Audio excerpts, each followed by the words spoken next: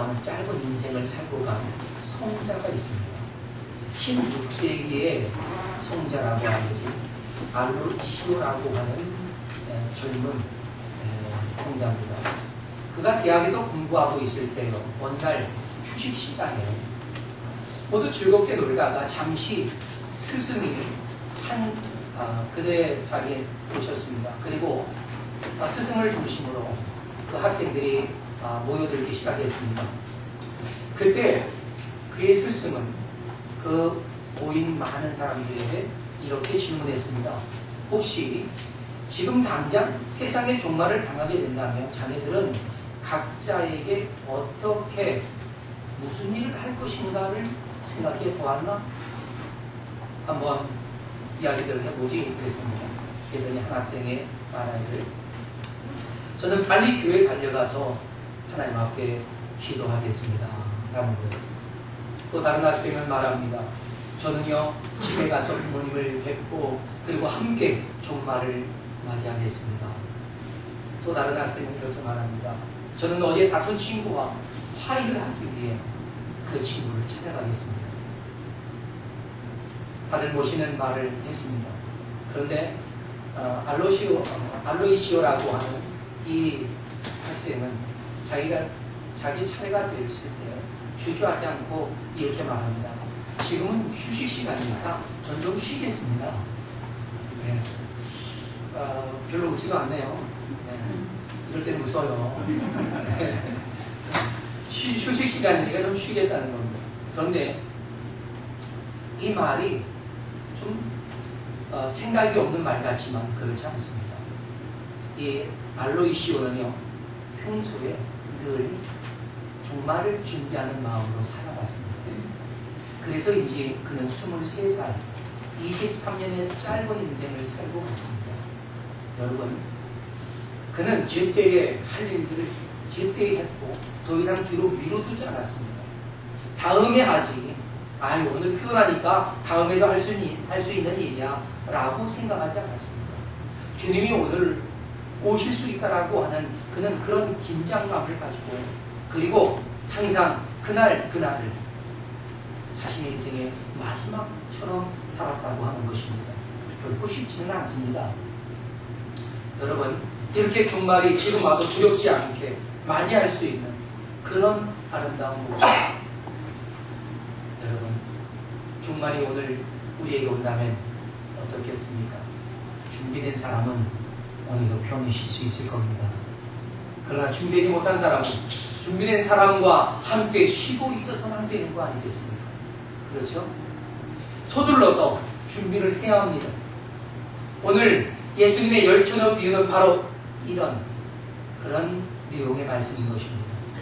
예수님께서는 열처녀의 비유에서 천국은 신랑을 맞으러 등을 들고 나간 이 열처녀와 같다라고 했습니다. 여러분, 등과 기름을 준비하고 신랑을 기다리는 지혜로운 5처녀, 그리고 또 등은 준비되었지만 기름을 준비하지 못한 미련한 5처녀를 서로 비교하면서 지혜롭게 준비되어야 할 것을 우리에게 가르쳐주고 계시는 그런 메시지라고 생각합니다. 여러분, 지혜롭게 준비된 처녀들은요, 신랑을 맞이해서 혼인잔치에 들어가지요. 하지만 미련하여서 그 기름을 준비하지 못한 처녀들은 신랑을 맞지 못하고 또한 혼인잔치에 들어가지도 못합니다. 그들이 지각을 해서 문을 두드려 보았지만 그 신랑은 나는 너희를 도무지 알지 못한다 라고 그들을 거절한 내용으로 이루어져 있습니다. 여러분, 예수님께서는 이 비유의 말씀을 통해서 어떤 사람이 천국에 들어갔느냐 하는 이 결과론적인 것을 의도적으로 말씀하고 있다고 저는 생각합니다. 아주 결과론적이에요. 누가 들어갔느냐, 누구는 들어가지 못했느냐 하는 것입니다. 여러분, 10명의 처녀들이 혼인잔치에 초대됐어요. 그렇죠? 신랑이 늦게 오자 함께 졸아요. 근데 갑자기 신랑이 온다라고 하는 그런 소식을 듣고 그들이 이 졸다가 깼습니다. 그리고 급하게 등을 밝혔습니다. 그런데 지혜로운 5처녀만이 그 등이 벌벌 타오르고 그 혼인잔치에 들어갈 수 있는 자격을 갖춥니다. 하지만 그 이후에 기름을 준비하지 못한 그 처녀들이 기름을 구하러 갔다 온 사이에 그는 늦었고 그래서 결국 잔치에 들어가지 못했다는 것입니다. 그리고 그들에게 주어진 메시지가 뭐였습니까? 내가 너희를 알지 못하노라 하는 것입니다. 아주 단호하다는 것입니다. 네. 그래서 5명은 혼인잔치에 들어갔고 또 다른 5명은 들어가지 못했다 하는 것입니다. 그 이유는 어디에 있었느냐? 등은 준비되었지만 기름이 준비되지 못했다라는 것이었습니다. 여러분, 이 비유에서는요, 분명하게 이 두 부류의 처녀들의 차이를 통해서 우리들의 신앙생활의 문제점이 무엇인가를 지적해주고 계시는 겁니다. 그러면 천국에 들어가려면 우리의 삶에 어떠한 문제들을 개선해야 할 것인가 하는 것들을 우리는 오늘 본문을 통해서 깨달아갈 수 있기를 바랍니다. 자, 그렇다면 우리들의 신앙생활 도대체 무엇이 문제일까요? 첫째로는 내용보다 형식에 만족하고 있는 것이 문제입니다. 이 두 종류의 처녀들에게 가장 두드러지게 나타나는 차이가 뭡니까? 등을 위한 기름이 준비되지 않았다는 것입니다. 네. 누구는 준비되었고 누구는 준비되지 않았습니다.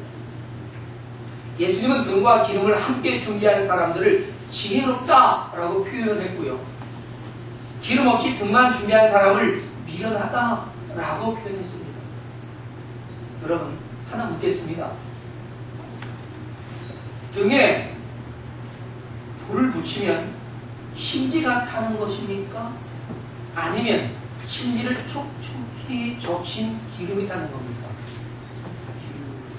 그렇죠. 그러나 기름이 없으면 뭐가 타버립니까? 심지가 타버립니다. 우리는 잘 압니다.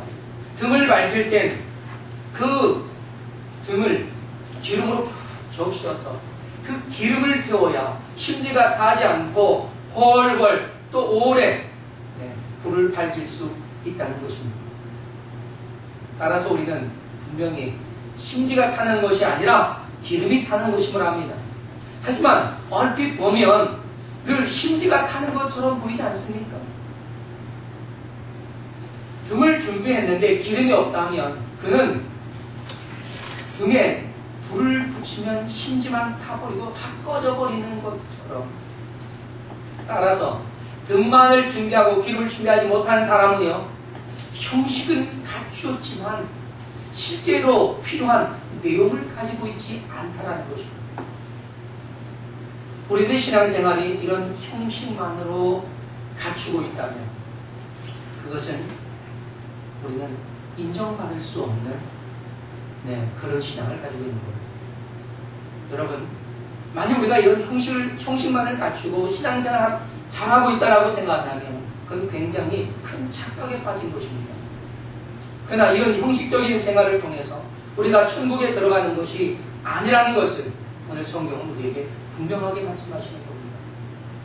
사랑하는 여러분, 우리들에게는요 분명히 내용이 있어요. 그 내용이 우리를 신앙생활의 분명한 열매들로 나타나는 것입니다. 기름을 성령이라고 해석하는 사람들도 있습니다. 그러나 사실 여기에서 나타나는 기름을 성령으로 해석하는 것은 그다지 바람직하지 않습니다. 오히려 성령보다는 그 성령의 열매들로 이해하는 것이 합당하다고 저는 생각합니다. 성경은 우리에게 항상 열매를 맺어야 할 것을 강조하지 않습니까? 요한복음 15장 16절 보니까 이렇게 증거합니다. 너희가 나를 택한 것이 아니요 내가 너희를 택하여 세웠나니 이는 너희로 가서 열매를 맺게 하고 또 너희 열매가 항상 있게 하여 내 이름으로 무엇을 구하든지 다 받게 하려 합니다 라고 말합니다.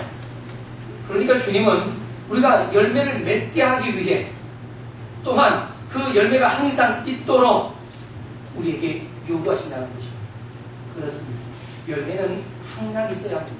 이것이 하나님의 뜻인 줄로 믿습니다. 또한 시편 92편 14절에는 새 번역 성경엔 이렇게 기록이 되어 있습니다. 늙어서도 여전히 열매를 맺으며 진액이 넘치고 항상 푸를 것이다 라고 말합니다. 늙어서도 여전히 열매를 맺어야 한다는 것입니다.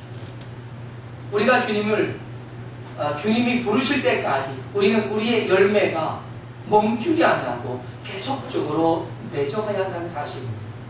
오히려 이 땅에서 주고받은 순간까지도 우리는 열매를 가지고 있어야 합니다. 할렐루야. 네. 또한 우리가 하나님을 섬기고 예배하는 것도요, 마가복음 12장 30절의 말씀처럼 내 마음을 다하고 목숨을 다하고 힘을 다하고 뜻을 다해서 주 너희 하나님을 사랑해야만 한다라고 말씀했습니다. 여러분, 우리가 드리는 예배도요, 형식이 아니라 진심이 있어야 합니다. 그래서 우리는 그 예배를 신령과 진정으로 하나님 앞에 드려야 한다는 것이죠. 사랑하는 여러분, 우리들의 예배 형식이 아니라 내용을 가지고 있어야 합니다. 따라서 예수 그리스도와 성령이 임재하시는 그런 예배가 되어질 때 하나님이 기쁘게 받으시는 예배인 줄로 믿습니다.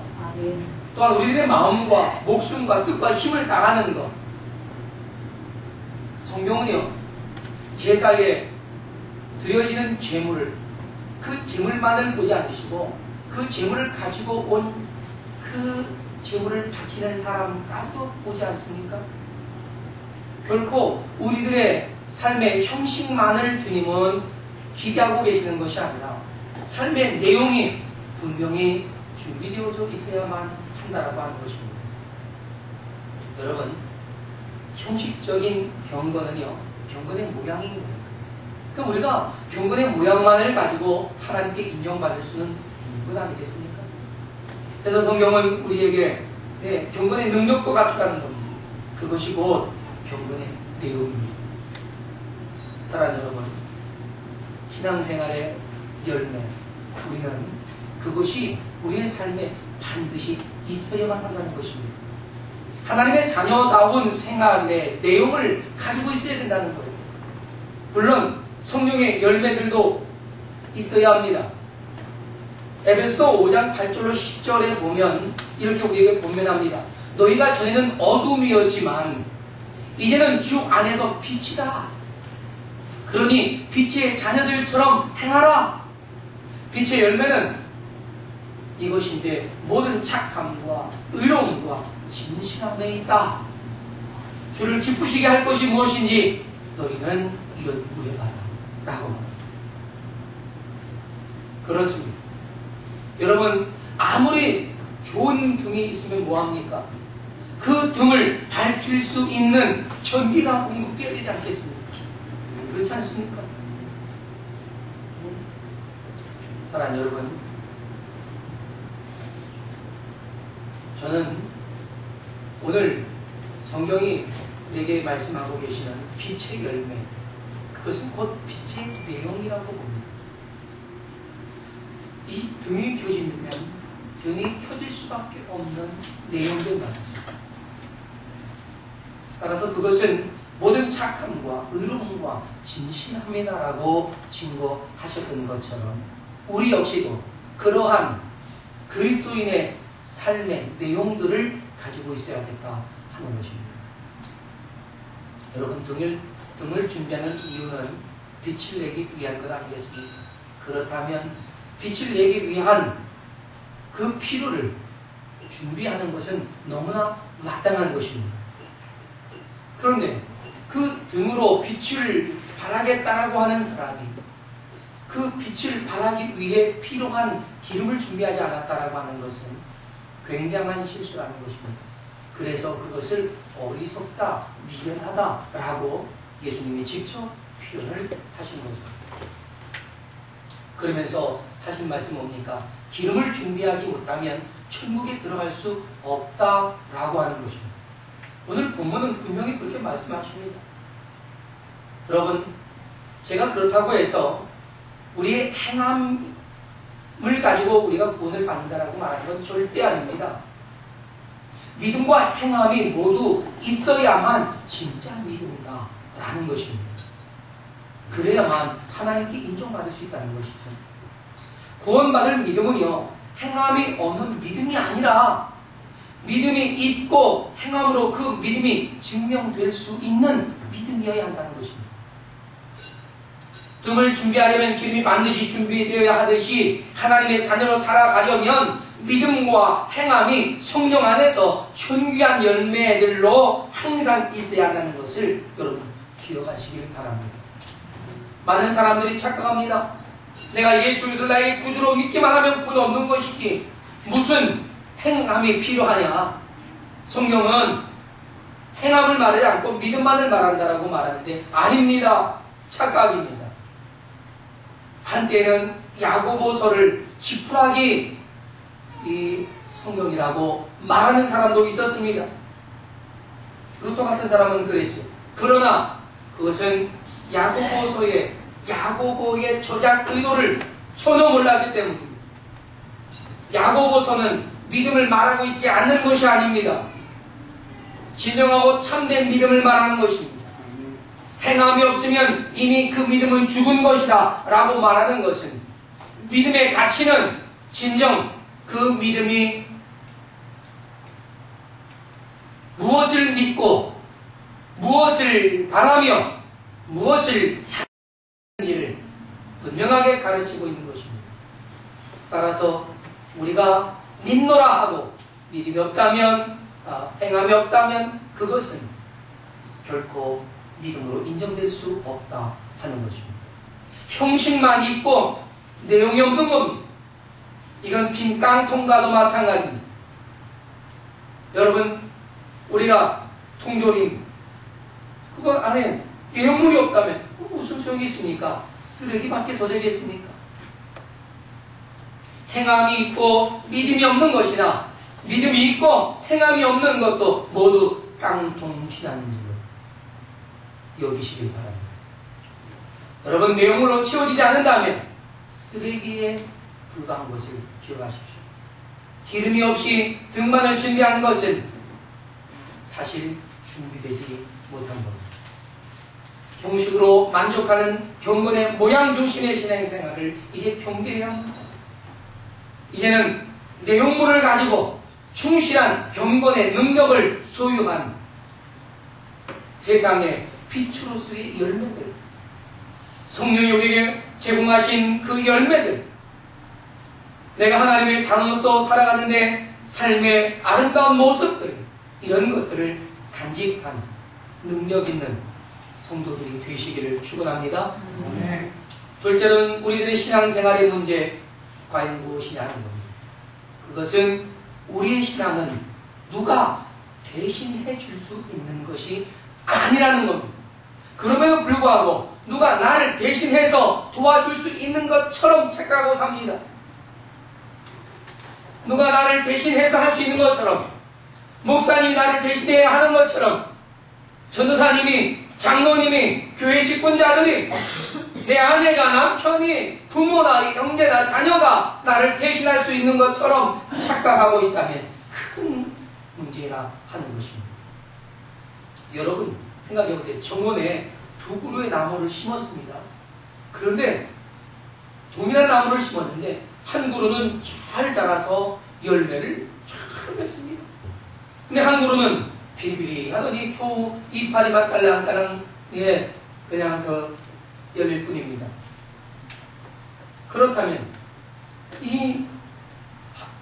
잘 자란 나무가 연약한 나무의 열매를 대신 맺어줄 수 있느냐?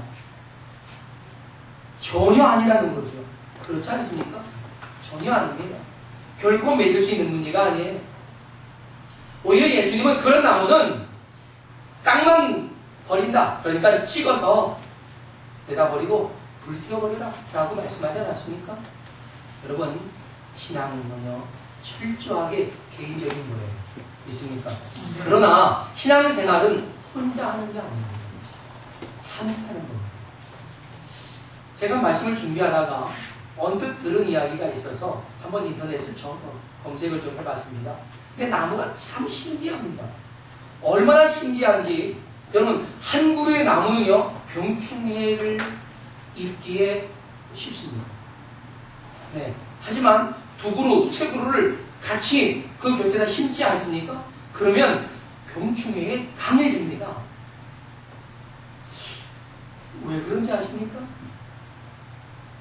한 그루가 병충해로 약해지면요, 다른 그 주위의 나무들이 함께 그 나무를 돕습니다. 그래서 면역성이 높아지고, 그래서 그런 병충해를 이겨낸다는 것입니다. 이것을 전문적인 용어는요, 알릴러파시라고 합니다. 알릴러파시. 네, 알릴러파시라고 하는데, 이건 탐암작용이라고 말합니다. 식물 안에서요, 독성의 화학물질을 발생시켜서 병충해에 대해 자기를 보호하는 기능을 하게 되어 있다라고 하는 것입니다. 이 기능은요, 주변 나무들이 서로 경쟁을 하듯 만들어낸답니다. 그러다 보니까 한쪽 나무가 약해지면 다른 나무가 서로 경쟁적으로 그 물질을 만들어낸다는 겁니다. 생성하게 된다는 거예요. 그래서 병충해를 입은 나무도 자기 자신이 옆에 있는 나무가 막 그렇게 하니까 자기도 열심히 만들어낸다는 겁니다. 그래서 결국은 병충해를 이길 수 있는 그런 힘을 발휘한다는 거죠. 가끔 여러분 산에 가면 참나무에 구멍이 송송송송 뚫린 것을 보지요. 거기에 거품 같은 것, 흰 진액이 막 울글울글 올라오는 걸 보셨습니까? 네, 보셨지요? 그게 병충해를 이겨내기 위한 그들이 만들어내는 바로 그 독성 물질이다. 참 신기하지 않습니까? 나무도 이렇게 과학적인 그런 화학적 반응을 일으켜서 자기를 보호할 줄 안다는 것입니다. 저는 신앙생활, 저는 이렇다라고 생각합니다. 여럿이 함께 신앙생활 하면서요, 선하고 거룩한 경쟁력도 필요한 겁니다. 서로를 보고 배우면서 자신이 갖춰야 할 것들이 무엇인지 갖춰가는 것, 이게 건강한 신앙생활을 하는 것이라고 저는 믿습니다. 그런데 이것을 보고 배우면서 키워가야 할 그런 상황을 시기하고 다투고 그러면서 서로의 영향력을 좋은 것으로 받아들이지 않고 있다면 결국 그들은 쓰러지고 마는 거죠. 하지만 우리가 서로 본받고 좋은 영향력을 주고받고 함께하면 시너지의 효과를 발휘할 수 있는 것입니다. 이렇게 신앙생활을 함께 할수록 좋은 영향력을 습득하고 서로가 나눌 수 있는 건 아니겠는가 하는 거죠. 여러분, 그러나 신앙은요, 분명 하나님과 나와의 관계, 1대1이라는 것을 우리는 잊어서는 안 됩니다. 함께 도와줄 수는 있지만 열매를 맺는 건 내가 맺지 않는 거죠. 누가 대신 나를 대신해서 열매를 맺어줄 수는 없는 것입니다. 여러분, 빛의 열매도 내가 맺어야 합니다. 믿습니까? 옆에서 누가 빛의 열매를 맺고 있으면 그것을 보고 나도 그 열매를 맺으려고 하는 거예요. 누가 곁에서 성령의 열매를 맺고 있으면 나도 그를 보고 성령의 열매를 맺으려고 주님 앞에 기도하고 신앙의 분투를 해나가는 겁니다. 할렐루야. 그러나 분명한 것은 그가 나를 대신해서 그 성령의 열매를 내 것을 맺어줄 수 없다는 거죠. 그가 대신해서 내가 갖춰야 할 내용물을 주지 않는다는 것입니다. 그래서 예수님은 그 비유에서 함께 나눠 쓰자 했을 때 나 쓰기도 모자라니 가서 사와라 라고 하는 비유의 말씀을 거기에 끼워 넣으신 겁니다. 아, 그랬구나. 그러면 같이 쓰자 라고 해도 될 텐데 왜 그렇게 함께 쓰지 않게 했느냐? 그 이유는 열매는 스스로 준비되어져야 하는 것이다 하는 사실입니다. 사랑하는 여러분,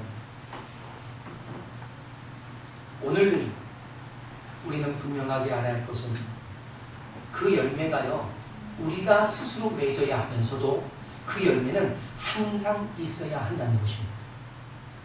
한두 번 맺고 그리고 추억으로 지나가 버리는 그런 것이 아니라 항상 거룩한 경건의 능력을 발휘할 수 있는 그런 건강한 믿음을 가져야 한다는 겁니다. 오늘 기름을 준비하지 않은 이 5 처녀를 주님은 미련하다라는 표현을 썼습니다. 여러분, 미련하다라고 하는 이 말로 번역된 원문은 모라이모로스라고 하는 이 단어입니다. 이 말은요, 신앙이 없다라는 뜻입니다. 신앙이 없다. 그들이 믿음이 없다 하는 이야기예요. 다시 말해서 그들이 믿음의 열매를 가지고 있지 않다 하는 말입니다. 그러니 그들에게 신앙이 없다라고 주님은 보셨다고 합니다. 열매가 없으면 주님은 인정하지 않으신다고 했습니다. 이날 5 여인들은 믿음 없이 교회 생활을 하고 있는 그런 사람입니다. 믿음의 열매 없이, 하나님의 말씀에 순종함이 없이 이 땅에서 고통과 고난과 어려운 삶의 현장에서도 길을 쓰고 열매를 맺어야 하는데 주저앉아 버렸던 나약한 그런 사람들을 일컫는 것입니다.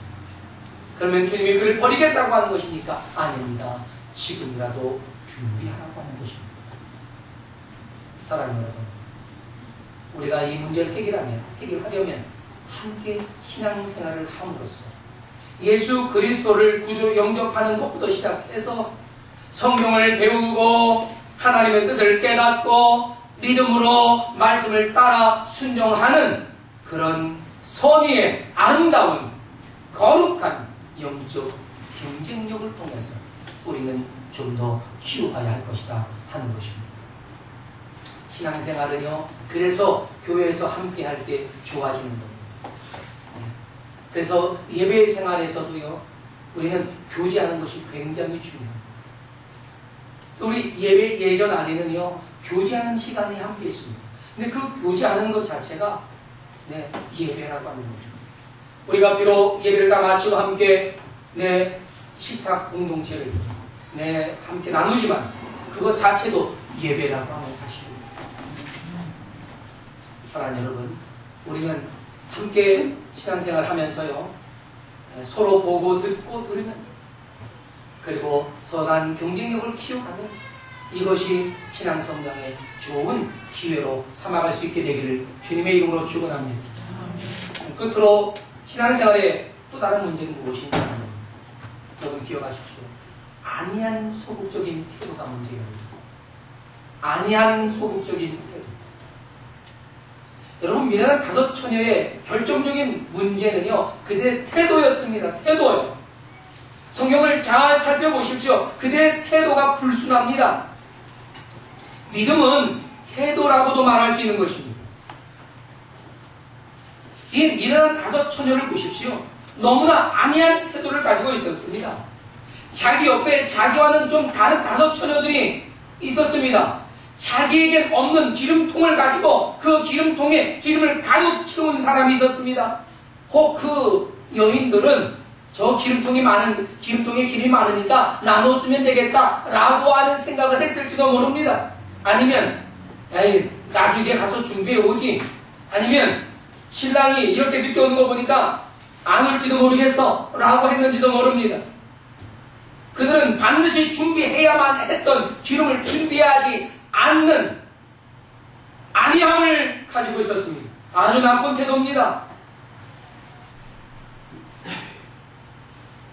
여러분, 분명 그가 다른 일이 준비한 그 기름통에 기름이 차 있는 것을 보았다면 자신도 준비되지 못한 것을 알고 얼른 달려가서 준비를 갖춰와야 하는 것입니다.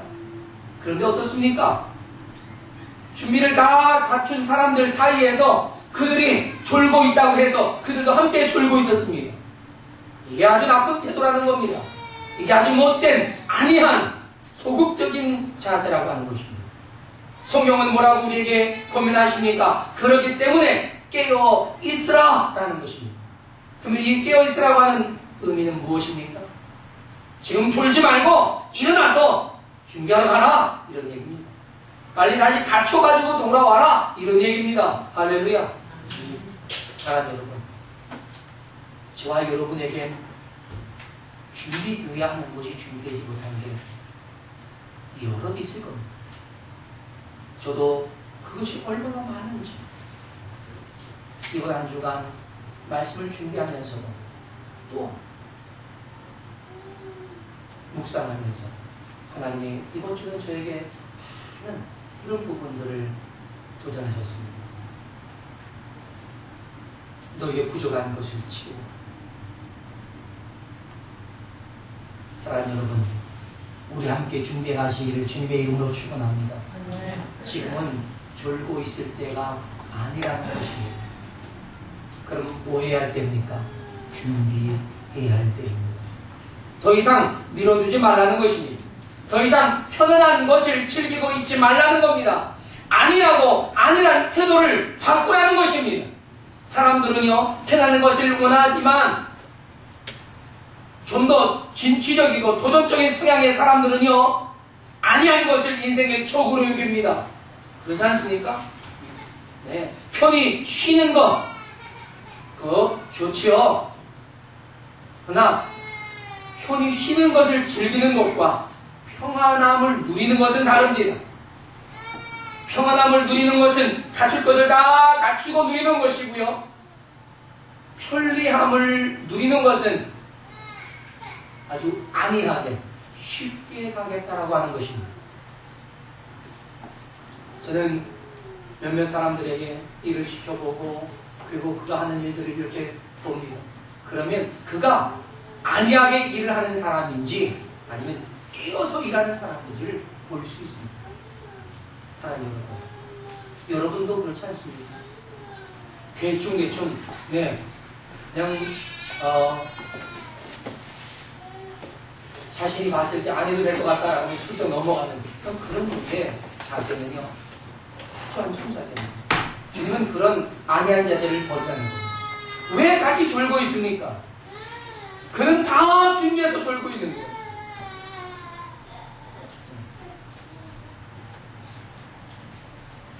전 여러분의 인생 속에서 이런 안이한 태도를 바꿔갈 수 있기를 주님의 이름으로 권면합니다. 여러분, 우리가 안이한 모습으로 인생을 사는 것 결코 우리에게 도움이 되지 않습니다. 그렇다면 우리가 이 안이함을 버리려면 어떻게 할까요?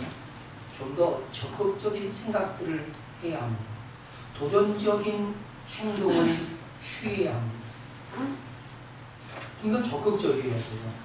그래서 예수님이 형제들이 우리에게 오리를 가자면 어떻게 하자고 그랬죠? 심리를 좀 더 적극적으로 대처하라 하는 얘기입니다.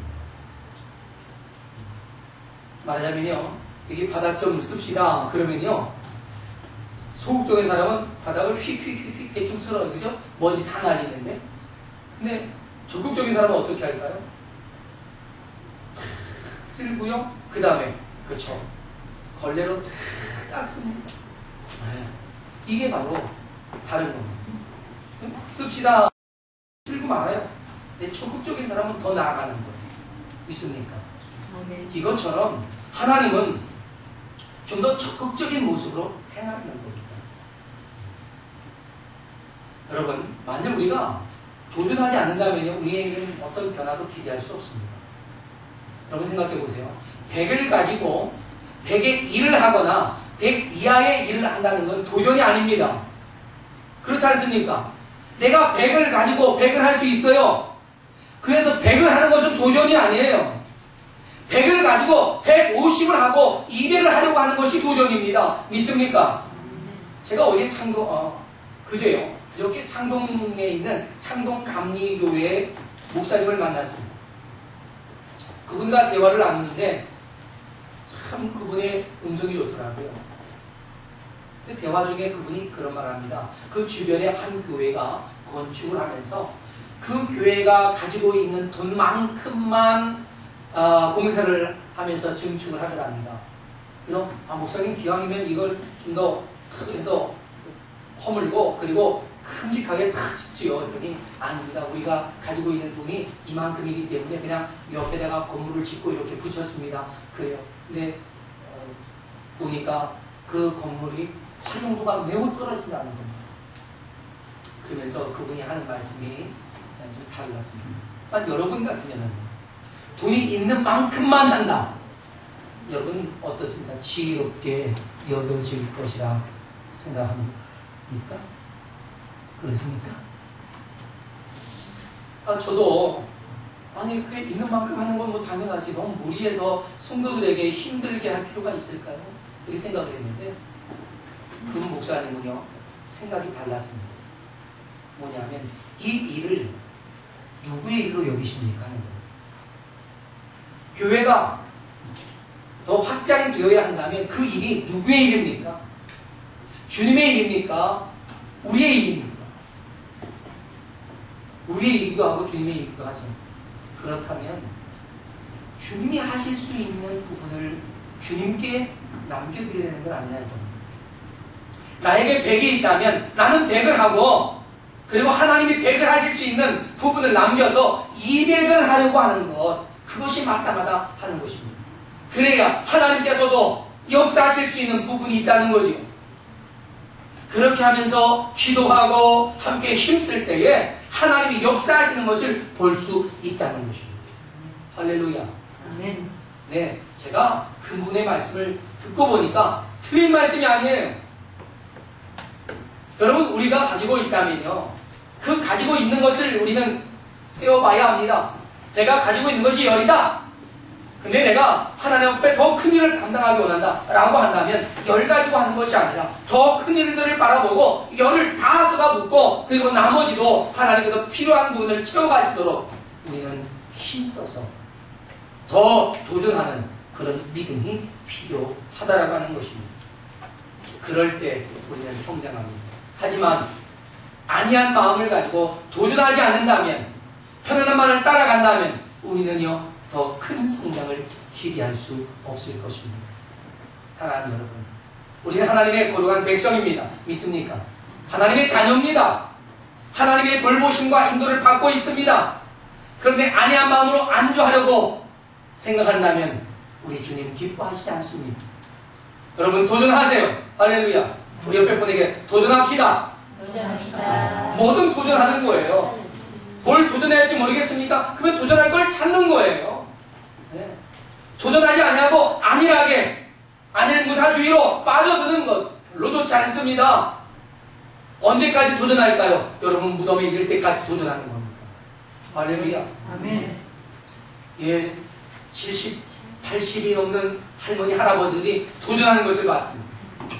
예, 어떤 70 먹은 할아버지는 이 보디빌더에, 네, 그래서 뭐 우람합니다. 엄청나요. 네, 굉장합니다. 또 어떤 할아버지 78세에 영어에 도전을 했는데요. 영어를 얼마나 하는지 제가 부끄럽습니다. 야, 기가 막혀.